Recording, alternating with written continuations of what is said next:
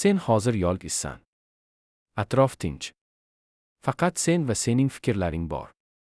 Sekin nafas ol. Burun orqali ol. Oq iz orqali chiqar. Yana bir marta. Sekin. Sen ko'p narsani ichingda olib yuribsan. Buni hech kim to'liq bilmaydi. Hatto eng yaqin odamlar ham. Chunki sen ko'p gapirmaysan. Sen ichingda yashaysan. Har kuni o'zingni kuchli ko'rsatishga harakat qilasan. Ammo ichingda charchoq bor. Bu oddiy charchoq emas. Bu ruhiy charchoq.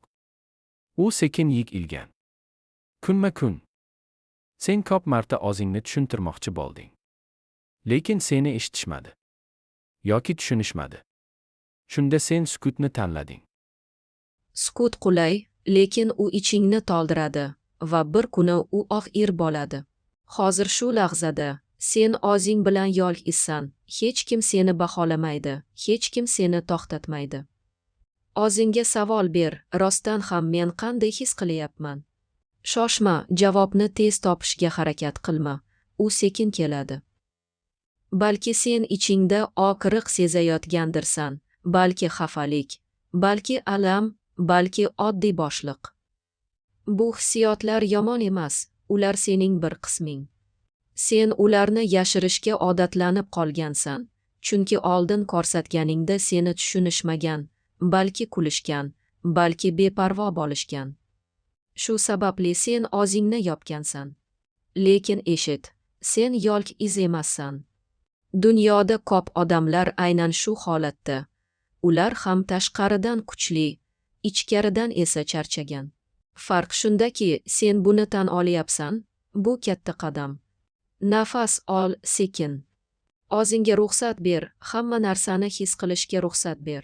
Sen doim kuchli bo'lishing shart emas. Sen doim bardosh berishing shart emas. Ba'zida to'xtash kerak, ba'zida yiqilish ham kerak. Bu zaiflik emas, bu insonlik. O'zingni esla, oldin qanday eding? Qachon oxirgi marta chin dildan kulgansan? Eslaysanmi o'sha paytlarni? Yengil edi, qo'rquv kam edi. Bu holat qaytmaydi deb o'ylaysan, lekin bu to'g'ri emas. Ichingda hali ham o'sha inson bor. U yo'qolmagan, faqat yashiringan. Sen uni asta-sekin qaytarishing mumkin. Kichik qadam bilan boshlaysan, juda kichik.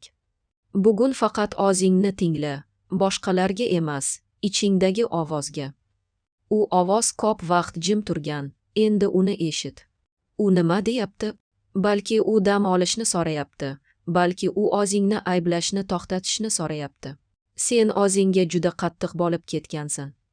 Har bir xatolikni eslaysan, har bir omadsizlikni kattalashtirsan. Lekin yutuqlaringni eslamaysan. Sen ko'p narsani uddalading, faqat ularni qadrlamading. Hozir shu yerda, shu lahzada o'zingga rahmat ayt. Oddiy gap, lekin muhim. Rahmat, sen chidab kelding. Rahmat, sen davom etding. Rahmat, sen taslim bo'lmading. Yana nafas ol, sekin. Iching biroz yengillashdimi? Agar ozgina bo'lsa ham bu yetarli. Ozgina yengillik katta o'zgarish boshlanishi. Sen hammasini birdan o'zgartira olmaysan, bu normal. Lekin sen bir narsani o'zgartira olasan. Hozir shu yerda, shu lahzada o'zingga rahmat ayt. Oddiy gap, lekin muhim. Rahmat, sen chidab kelding.